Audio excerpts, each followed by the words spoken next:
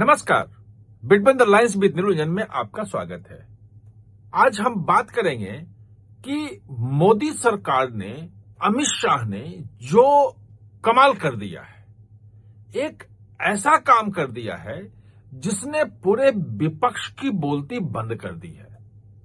जो आजादी के बाद से आज तक जो ट्रेंड नहीं दिखा वो कर दिया है। कि जिसे लोग ये मानते थे, हमारे जैसे जो हम 20-25 साल से क्राइम कवर करें, सीबीआई, ईडी, ये तमाम चीजें कवर कर रहे हैं, हमें भी लगता था कि ये तो हो ही नहीं सकता है।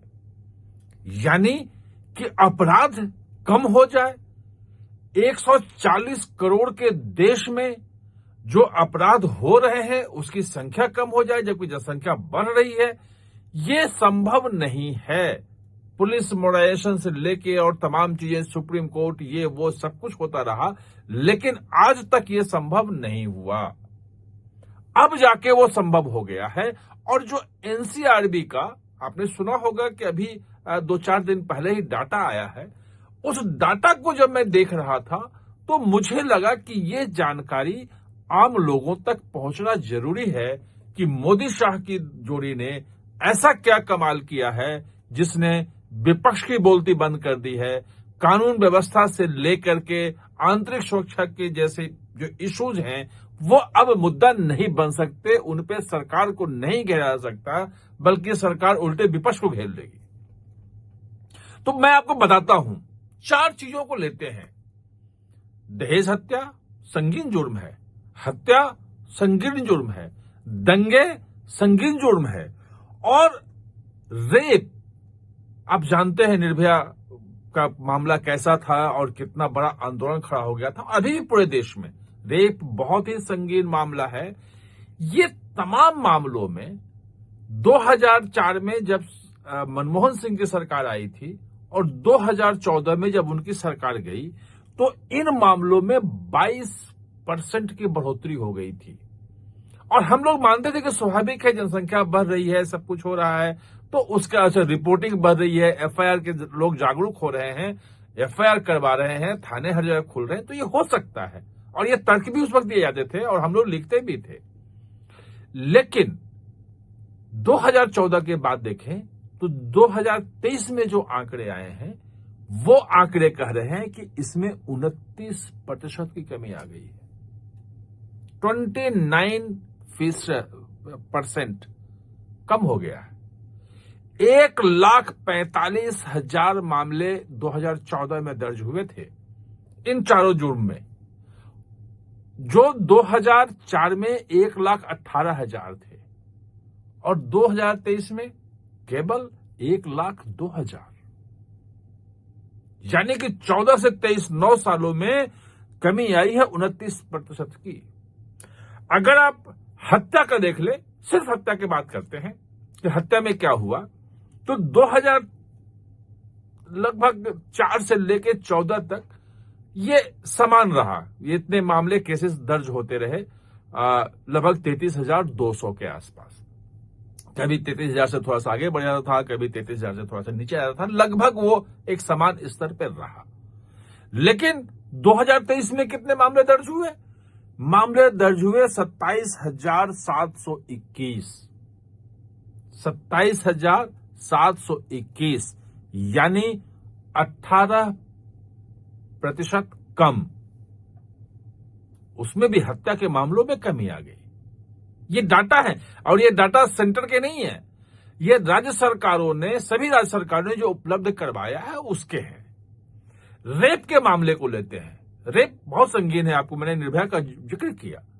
तो रेप के मामले में देखें तो 2004 में जो है वो 18,233 मामले रेप के दर्ज किए गए थे, और 2014 में 36,735, डबल, सीधा 18,000 से 36,000 रेप के मामले, 4 से 14, ये अंतर है, डबल हो गया। लेकिन अगर 23 का आंकड़ा देखते हैं हम, तो वो 23 का आंकड़ा जो कहता है कि केवल 29,670 जो है वो रेप के मामले दर्ज हुए। खैर एक भी, देखिए रेप बहुत संगीन जुर्म है, एक भी है तो गलत है, लेकिन ये हकीकत है कि 14 से अगर 23 को करें तो 19% की कमी आई है। 19% जो है रेप के मामले कम हुए हैं देश में, जनसंख्या बढ़ी है, सब कुछ हुआ है। दंगे देखें, जब ये कहा गया कि भाई मोदी सरकार आने के बाद नफरत बढ़ गई है, लोग एक दूसरे को मारने मरने पे तुल गए हैं, एक दूसरे को देखना नहीं चाहते हैं, वो तमाम तरह की चीजें हैं, अभी भी लेख लिखे जाते हैं। लेकिन अगर आप डाटा देखेंगे तो 2004 में 59,971 59,971 मामले दंगों के दर्ज हुए थे पूरे देश में। ये 2014 में बढ़ करके 66,042 हो गए, 66,042 मामले दर्ज हुए, यानी 10% ये भी बढ़ गया। संपर्क की सरकार थी जो सांप्रदायिक सौहार्द और तमाम चीजें वो करती थी, उसमें दंगों के मामले 10% बढ़ गए। लेकिन जब मोदी सरकार आई तो 2023 के जो आंकड़ा है वो ये कह रहा है कि केवल कहां 66,000, कहां 39,260 39,260 मामले दंगे के दर्ज हुए। इसमें 40% की कमी आई है 9 सालों में, जो मनमोहन सरकार के समय में 2014 में हुआ था और जो अभी हुआ है। ये डाटा है, मैं नहीं कह रहा हूं, डाटा है और राज्य सरकारों ने दिया है। और इसी में अगर दहेज हत्या का मामला देख ले तो दहेज हत्या का जो मामला है वो 2004 में 7,026 मामले दर्ज हुए थे और 2014 में वो बढ़कर 8,455 हो गया है, यानी कि इसमें 20% की बढ़ोतरी आई दहेज हत्या में। और 2023 में 6,156 मामले दर्ज हुए, यानी कि 27% गिर गया। राज्य सरकारें दर्ज कर रही हैं, सेंटर से कंप्लाइशन कर रहा है, लेकिन जो ये चेंजेस जो आए हैं वो टेक्नोलॉजी के कारण आए हैं, मॉडर्नाइजेशन के कारण आए हैं। CCTNS जो है, क्राइम एंड क्रिमिनल नेटवर्क जो सिस्टम जो है वो पूरी तरह से ऑपरेशनल हो गया है। 35 करोड़ जो क्राइम के फाइल्स हैं वो उस पर अपलोड हैं और 17,000 कुछ जो थाने पूरे देश में हैं सब जुड़ चुके हैं, यानी कि कोई भी फाइल कहीं से देख सकता है। डाटा जो है वो सब रेपिस्ट का भी, क्रिमिनल्स का भी, अलग अलग जो जेल में है उनका सबका फिंगरप्रिंट, जो बायोमेट्रिक्स है वो सब जमा किए जा रहे हैं। और ये थानों के पास है कि अगर कोई घटना हुई तो कैसे करना है, क्या करना है, SOP है। और थानों में जो राज्य सरकारों को जो अत्याधुनिक जो चाहिए जांच के लिए साज सामान, 2021 से लगभग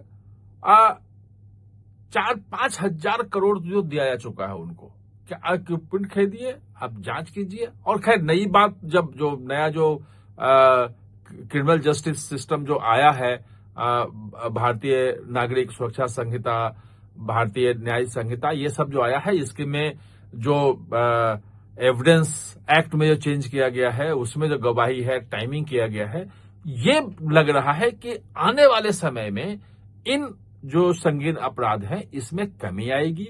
हां, बढ़ा बहुत ज्यादा है जो है वो हकीकत है, और वो ये है साइबर फ्रॉड के मामले बहुत ज्यादा बढ़ गए हैं, बहुत ज्यादा बढ़ गए हैं। 56,000 से 86,000 सीधा पहुंच गया है।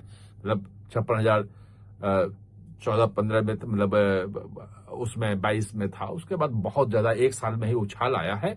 वो एक बड़ी चिंता का विषय है, उस पे सरकार को अभी काम करना होगा। आप हमारे साथ चर्चा में जुड़े, इसके लिए बहुत बहुत धन्यवाद। और हां, चैनल को सब्सक्राइब करना ना भूलें, इसका बेल आइकन दबाएं ताकि नया वीडियो कोई भी आए तो उसका नोटिफिकेशन समय पे आपको मिल जाए। और हां, चैनल को सब्सक्राइब करना ना भूलें, इसका बेल